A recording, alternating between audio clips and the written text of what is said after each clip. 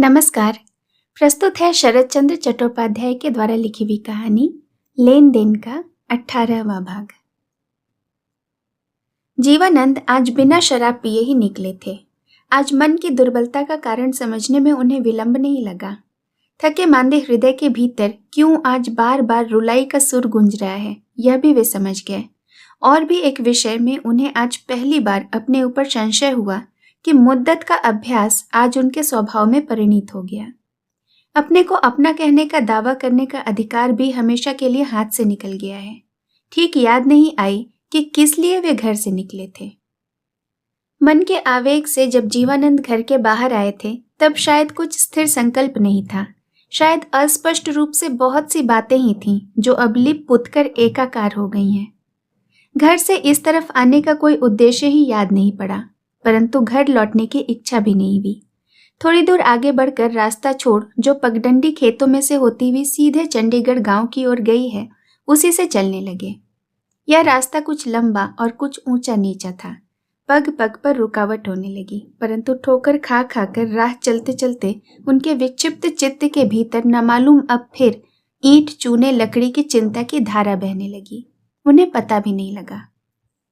बात कुछ भी नहीं, एक छोटा सा पुल है। बीज गांव के जमींदार के लिए यह तुच्छ बात है। उसके बनाने में न शिल्प है और न सौंदर्य, तो भी यही शिल्प सौंदर्यहीन पदार्थ गरीबों के सुख दुख के साथ मिलकर उनके मन के भीतर आज एक नए रस में भरकर अपूर्व रूप से प्रतीयमान होने लगा। उसे तोड़कर तरह तरह से गढ़ने पर भी वह खत्म होना नहीं चाहता था, परंतु यह सब अपने उदास मन के अस्थायी ख्याल हैं, वास्तव में सत्य नहीं। कल दिन में इनका कोई चिन्ह भी न रहेगा, यह भी वे भूल नहीं गए। उत्सव के अंदर छिपे हुए शोक की तरह जीवानंद के मन में यह बात गड़ने लगी, परंतु आज रात के लिए इस लड़कपन को वे किसी तरह छोड़ न सके। कल्पना के ऊपर कल्पना का तांता बंध गया। एकाएक काले आकाशपट में चंडी मंदिर का शिखर दिखाई पड़ा। उन्हें होश नहीं था कि कितनी दूर आ गए। और भी समीप आकर देखा कि मंदिर का फाटक अभी तक खुला हुआ है। वे चुपचाप भीतर घुस गए। बहुत देर हुई, देवी की आरती समाप्त हो चुकी है। मंदिर का द्वार बंद है। आंगन में अंधेरा फैला हुआ है। दालान में एक दिया टिमटिमा रहा है। जीवानंद ने सामने जाकर देखा कि 4-5 आदमी मच्छरों के डर से नक से शिख तक चद्दर ओढ़े सो रहे हैं। केवल एक आदमी खंभे की आड़ में चुपचाप बैठा माला जप रहा है। जीवानंद ने जरा और भी सामने जाकर उस आदमी को देखने की चेष्टा करते हुए पूछा, कौन हो? उस आदमी ने जीवानंद की सफेद पोशाक का अंधेरे में भी अनुभव कर उन्हें भला आदमी समझ लिया और कहा, मैं यात्री हूं बाबूजी। यात्री? कहाँ जाओगे? मैं पूरी धाम को जाऊंगा। कहाँ से आ रहे हो? ये लोग शायद तुम्हारे साथी हैं? कहकर जीवानंद ने सोए हुए उन आदमियों की ओर इशारा किया।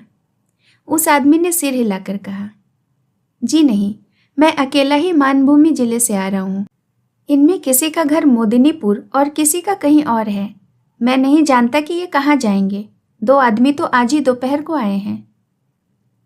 जीवानंद ने पूछा, अच्छा यहाँ रोज कितने आदमी आते हैं? जो लोग रहते हैं उन्हें यहाँ दोनों वक्त भोजन मिलता है ना? वह आदमी जरा घबराया। उसने लज्जित भाव से कहा, केवल खाने के लिए ही सब लोग यहाँ नहीं रहते बाबूजी। पैदल चलने का मुझे अभ्यास नहीं था, इसीलिए अधिक चलने के कारण पैरों में फटकर घाव सा हो गया है। भैरवी माँ जी ने अपनी आंखों से देखकर हुक्म दिया कि जितने दिनों तक आराम न हो यहीं रहो। जीवानंद ने कहा, अच्छी बात है, रहो ना, जगह की तो कमी नहीं है। परंतु सुना है कि भैरवी माँ जी तो नहीं है। जीवानंद ने हंसकर कहा, इतनी जल्दी सुन लिया? अच्छा, वे नहीं है तो ना सही, उनका हुक्म तो है।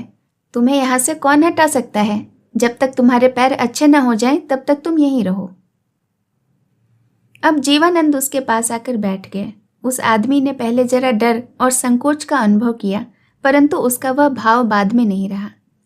देखते देखते अंधेरे में इस सुनसान देवायतन के प्रांत में एक दुर्दांत जमींदार और एक दीन गृहहीन भिखारी के सुख दुख की आलोचना अत्यंत घनिष्ठ हो उठी। उस आदमी का नाम है उमाचरण, जाति का कैवर्त है। घर पहले मानभूमि जिले के वंशतट गांव में था। गांव में अन्न नहीं है, पानी नहीं है, वैद्य भी नहीं है। जिनकी जमींदारी में रहता है वे पश्चिम के किसी बड़े शहर में वकालत करते हैं। राजा प्रजा में प्रीति नहीं है, संबंध नहीं है केवल गरीब प्रजा के खून चूसने का वंश परंपरागत अधिकार। इसी फाल्गुन के आखिरी में हैजे से इस यात्री की स्त्री मर गई है। दोनों योग्य पुत्र आंख के सामने बिना इलाज के एक एक करके चल बसे हैं। वह कुछ प्रतिकार नहीं कर सका। अंत में अपनी टूटी फूटी झोपड़ी एक विधवा भतीजी को सौंपकर जीवन भर के लिए घर छोड़कर निकल आया है। इस जन्म में अब वह घर लौटने की आशा नहीं करता, इच्छा भी नहीं। यह कहकर वह फूट फूट कर रोने लगा। जीवानंद की आंखों से भी आंसू टपकने लगे। दूसरे का रोना उनके सामने नई चीज नहीं है। इस जीवन में वैसा उन्होंने बहुत देखा है, परंतु कभी मन में जरा सा भी दाग नहीं पड़ने पाया। आज सिवाय उसके और किसी को मालूम भी नहीं हुआ, परंतु अंधेरे में कमीज की आस्तीन से आंख पोंछते हुए उनको इच्छा होने लगी कि उनकी जो स्त्री मरी नहीं है, जिस पुत्र का अभी तक जन्म नहीं हुआ, जिस घर को उन्हें छोड़कर नहीं आना पड़ा है, उन्हीं के लिए कहीं भागकर इस अपरिचित मनुष्य की तरह गला फाड़कर थोड़ी देर रो ले। कुछ देर बाद अपने आप को जरा संभाल कर उसने कहा, बाबूजी, मेरे जैसा दुखी इस संसार में और कोई नहीं है। जीवानंद ने कहा, नहीं भैया, संसार बहुत बड़ी जगह है, कहा नहीं जा सकता कि इसमें कौन कहाँ किस दशा में है। इसका मतलब ठीक ठीक समझने लायक शिक्षा या शक्ति इस मामूली आदमी को नहीं थी। जीवानंद ने स्वयं को भी उसके सामने प्रकट नहीं किया, परंतु वे रुक भी न सके। अपने आंसुओं से भीगे कंठ स्वर की अपूर्वता ने उनके कानों में ऐसे अमृत की वर्षा की कि वे लोभ को नहीं संभाल सके। कहने लगे, दुखियों की अलग जाति नहीं है भैया, दुख का भी कोई नियमित रास्ता नहीं है। ऐसा होता तो सभी लोग उसे टाल सकते थे। जब एकाएक यह सिर पर आता है ना, तभी लोगों को उसका पता लगता है, परंतु किस रास्ते से उसकी आवाजाही रहती है उसका आज तक किसी को भी पता नहीं चला। मेरी सब बातें तुम नहीं समझ सकोगे भैया, परंतु संसार में तुम अकेले ही दुखी नहीं हो। कम से कम एक साथी तुम्हारे बहुत ही नज़दीक है, उसे तुम पहचान नहीं सके। वो आदमी चुपचाप बैठा रहा, बात भी नहीं समझा, नज़दीक कौन है उसे भी नहीं पहचाना। जीवानंद ने खड़े होकर गंभीर स्वर में कहा, तुम माँ का नाम जप रहे थे भैया, मैं बाधक हुआ। फिर से जप करो, मैं चलता हूँ, कल शायद इसी वक्त फिर से भेंट होगी। उस आदमी ने कहा, अब भेंट नहीं होगी बाबूजी, मैं यहाँ 5 दिनों से हूँ, कल सवेरे मुझे चले जाना पड़ेगा। चले जाना पड़ेगा? परंतु तुमने तो अभी कहा था कि पैर अच्छे नहीं हुए हैं, तुम चल नहीं सकते। उसने कहा, देवी का मंदिर अब राजा बाबू का है, हुक्म का हुक्म है कि 3 दिनों से अधिक किसी को रहने नहीं दिया जाए। जीवानंद ने हंसकर कहा, भैरवी अभी तक गई नहीं है, इतने में ही हुजूर का हुक्म भी जारी हो गया। चंडी माता का भाग्य अच्छा है। अब अचानक एक बात याद आते ही उन्होंने आग्रह के साथ पूछा, अच्छा, आज अतिथियों को भोजन कैसा मिला? तुमने क्या खाया भैया? उसने कहा, जो लोग 3 दिन से नहीं आए हैं उन सभी ने माता का प्रसाद पाया है। और तुम्हें तो 3 दिन से अधिक हो गए हैं। उमाचरण बहुत भला आदमी था, एकाएक किसी की निंदा करने की उसको आदत नहीं थी। उसने कहा, पंडित जी को क्या इख्तियार है, राजा बाबू का हुक्म जो नहीं है। होगा, कहकर जीवानंद एक लंबी सांस छोड़कर चुप हो गए। संभव है अनाहूत यात्रियों के संबंध में पहले से यही नियम चला आ रहा हो, परंतु षोडशी इसे नहीं मानती थी। अब तारादास और एक कौड़ी नंदी मिलकर जमींदार के नाम से इस नियम को अक्षरशः प्रवर्तित करने की चेष्टा कर रहे हैं। यदि ऐसा ही है तो शिकायत करने का कोई हेतु नहीं है, परंतु उनका अंतःकरण इसे मानना नहीं चाहता था। भीतर ही भीतर वे बार बार यही कहने लगे कि ऐसा नहीं हो सकता, ऐसा हो ही नहीं सकता। भूखे को अन्न के न देने का कोई नियम ही नहीं हो सकता। यहाँ जो भूखा अतिथि बिना खाए बैठा रह गया, इसकी भूख को किस कानून से बांध कर रखोगे? कहा, भैया मैं फिर कल आऊँगा, परंतु गुपचुप चले मत जाना। परंतु पंडित जी अगर कुछ कहें तो? जीवानंद ने कहा। अगर कहें तो सुन लेना, इतना दुख सह सके और ब्राह्मण की एक बात नहीं सुन सकोगे। धीरे धीरे वे बाहर जा रहे थे कि एकाएक मंदिर के बरामदे में खंभे की आड़ में आदमी के गले की दबी आवाज सुनकर अकचक गए। पहले समझा कि सुनसान मंदिर में कोई देवी की आराधना करने आया होगा, परंतु बात उनके कानों में पहुंची। एक आदमी ने कहा, हमारी माँ का सर्वनाश जिसने किया है उसका सर्वनाश किए बिना हम किसी भी हालत में नहीं रहेंगे। दूसरे ने कहा, चंडी की चौखट छूकर मैं सौगंध खाता हूँ चाचा, फांसी चढ़ना पड़े सो भी मंजूर। पहले ने कहा, हम लोगों को जाना होगा जेल, हम लोगों को होगी फांसी। माँ जी चली जाना चाहती हैं, पहले उन्हें जाने दो। अंधेरे में न तो आदमी ही पहचाना गया, न ही गला ही, तो भी ऐसा मालूम हुआ कि इनमें से एक का गंभीर कंठ स्वर उन्होंने कहीं सुना है, एकदम अनजान नहीं है। कोशिश करते तो शायद याद भी कर सकते थे, परंतु आज उनका मन ही उस तरफ नहीं गया। उन्होंने तो बहुतों का सर्वनाश किया है, अतः वे स्वयं भी तो इसका लक्ष्य हो सकते हैं, परंतु आज इसका निर्णय करने की इच्छा भी नहीं हुई। मन में हंसकर कहा, वास्तव में देवताओं के समान सहृदय श्रोता दूसरा नहीं है। अगर झूठा घमंड भी हो तो भी उसकी कीमत है। दुर्बल का अहंकार व्यर्थ होने पर भी उसमें तनिक गौरव का स्वाद मिलता है। सुनसान सन्नाटे में जब वे चुपचाप बाहर निकल आए तब आधी रात बीत गई थी। निर्मल नीला आकाश तारों से भरा हुआ था। उन तारों से छिटक कर गुप्त प्रकाश के आभास ने अंधेरे रास्ते की मिट्टी को धुंधला रखा था। बीच बीच में इधर उधर के मिट्टी के ढेर थके मांदे राहगीर की तरह न मालूम कितने युगों से चुप्पी साधे हुए बैठे हुए हैं, उसका इतिहास नहीं है। उन्हीं में से एक के पास जाकर वे धूल के ऊपर बैठ गए। सामने ही पेड़ों की आड़ में षोडशी की झोपड़ी स्पष्ट न सूझने पर भी मालूम हुआ कि बहुत से आदमी कतार लगाकर बाहर आ रहे हैं, और थोड़ी ही दूर के रास्ते से जब वे लोग चले गए तब उनकी बातचीत से जीवानंद ने यही समाचार संग्रह किया कि षोडशी के लिए बैलगाड़ी आ गई है और कल सवेरे ही वह चंडीगढ़ से चली जाएगी। भक्त प्रजा का दल उनके पैरों की धूल लेकर लौट रहा है।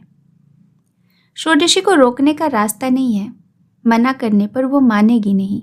इन थोड़े से दिनों के परिचय से इतना उन्होंने यह समझ लिया है, परंतु उनका मन बहुत व्यथित हुआ।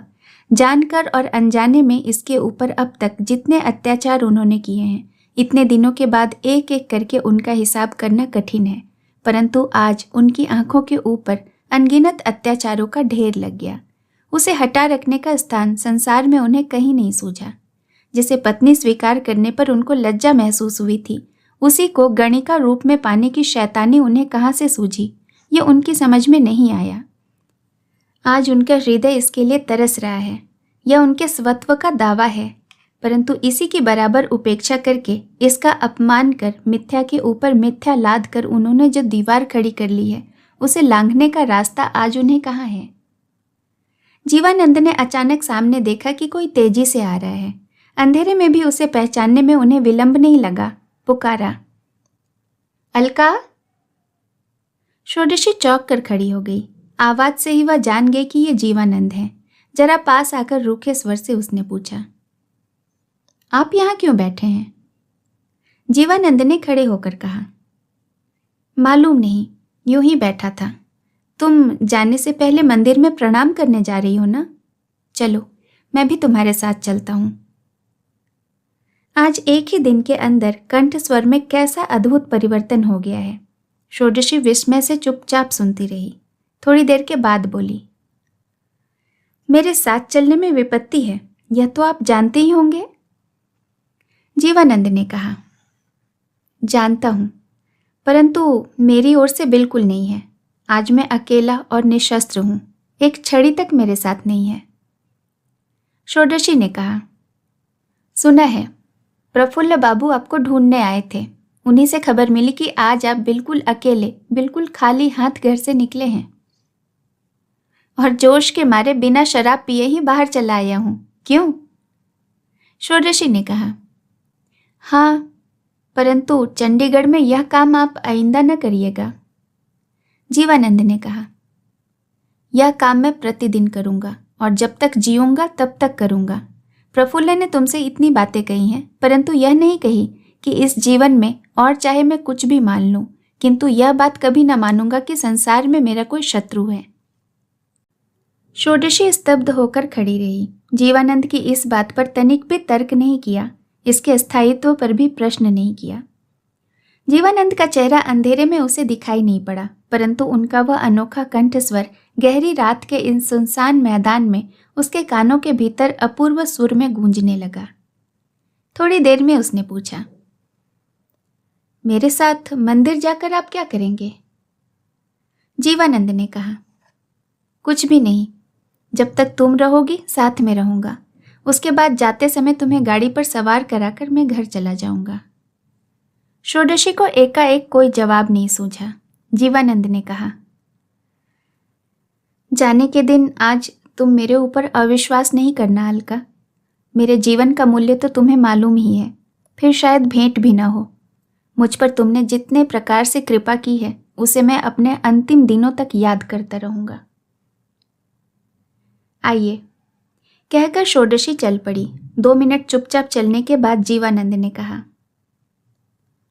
लोग कहते हैं कि वो कृपा के योग्य नहीं है। अच्छा अलका, कृपा के योग्य या अयोग्य के विचार करने की क्या आवश्यकता है? कृपा जो करते हैं वो तो अपनी ही गरज से करते हैं, नहीं तो कृपा पाने की योग्यता मुझ में थी?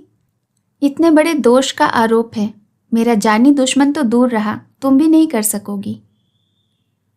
षोडशी ने मृदु कंठ से कहा, मुझसे बड़ा दुश्मन का संसार में आपका और कोई नहीं है? जीवानंद ने कहा, नहीं। मंदिर में घुसने के बाद जीवानंद एकाएक बोल उठे, तमाशा तो देखो अलका, संसार में जिसको अपनी रोटी का ठिकाना नहीं, वही दूसरों की रोजी का सबसे बड़ा बाधक है। षोडशी से इसका मतलब पूछने के ढंग से वे पीछे मुड़कर देखते ही उन्होंने कहा, इतनी देर तक इस मंदिर में ही बैठा था। भैरवी नहीं है, अब जमींदार मालिक है, इसलिए हुजूर का नाम लेकर इतने में ही 3 दिन रहने का कानून जारी कर दिया गया है। तुम्हारा वही लंगड़ा अतिथि जिसे तुमने पैर अच्छे न होने तक रहने की इजाज़त दी थी, उसी के मुंह से सुना कि हुजूर के सख्त हुक्म से आज उसे भोजन नहीं दिया गया। बेचारा भूखा प्यासा देवी का नाम जप रहा था। हुजूर का भला हो, कल सवेरे ही यहाँ से चले जाने का हुक्म भी हुआ है, पैर उसके रहें या जाएं। षोडशी बोली, मेरे पिताजी ने ही शायद ये हुक्म दिया हो। जीवानंद ने कहा, एक तुम्हारे पिताजी ही नहीं, बल्कि दीन दरिद्रों के ऊपर कृपा दिखाने के लिए इस गांव में बहुत से पिताजी मौजूद हैं, और हुजूर के सुयश से तो ज़मीन आसमान एक हो गया है। इसी कारण उस आदमी के पास बैठकर मैं सोच रहा था कि तुम्हारे जाने के बाद सन्यासिनी के आसन पर बैठकर या पिताओं का दल जो तांडव कांड करने लग जाएगा, उसे मैं संभालूंगा किस तरह। षोडशी चुप हो गई। जीवानंद स्वयं देर तक चुप मन ही मन कितनी ही बातें सोच रहे थे, फिर एकाएक बोल उठे,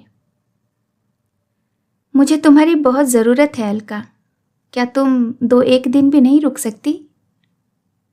षोडशी ने धीरे से केवल नहीं कहा। उसके पश्चात उठकर जब वह मंदिर के द्वार पर बहुत देर तक प्रणाम करके लौटी, तब जीवानंद ने कहा, अच्छा 1 दिन ही सही। षोडशी बोली, नहीं, तो मेरा सारा अपराध आज यहीं खड़े होकर माफ कर जाओ। परंतु क्या उससे आपका बहुत ज्यादा प्रयोजन है? जीवानंद ने क्षणभर सोचकर कहा, इसका उत्तर देने का सामर्थ्य आज मुझ में नहीं है। अब यही बात मेरे मन में समाई हुई है कि कैसे तुमको 1 दिन के लिए भी रोक लूं। उफ, जिसका मन दूसरे के हाथ में चला जाता है, उससे बढ़कर अभागा इस संसार में शायद दूसरा और कोई नहीं है। मुझे सबसे ज़्यादा दुख इस बात का है कि लोग समझेंगे कि मैंने ही तुम्हें सजा दी है, तुमने उसे चुपचाप सह लिया है। तुम सब छोड़ छाड़ कर चली जाओगी। जाने के पहले तुम अपनी देवी से कह जाओ कि इससे बढ़कर मिथ्या और कुछ नहीं है। षोडशी कुछ देर तक उत्तर न दे सकी। जो ही चुपचाप बाहर निकलने लगी, त्यों ही जीवानंद ने एकाएक उसके आगे दोनों हाथ फैलाकर कहा, अपने देवता के सामने खड़ी होकर आज यही बात मुझसे कह दो कि किस उपाय से तुम्हें और 1 दिन अपने पास रख सकता हूँ।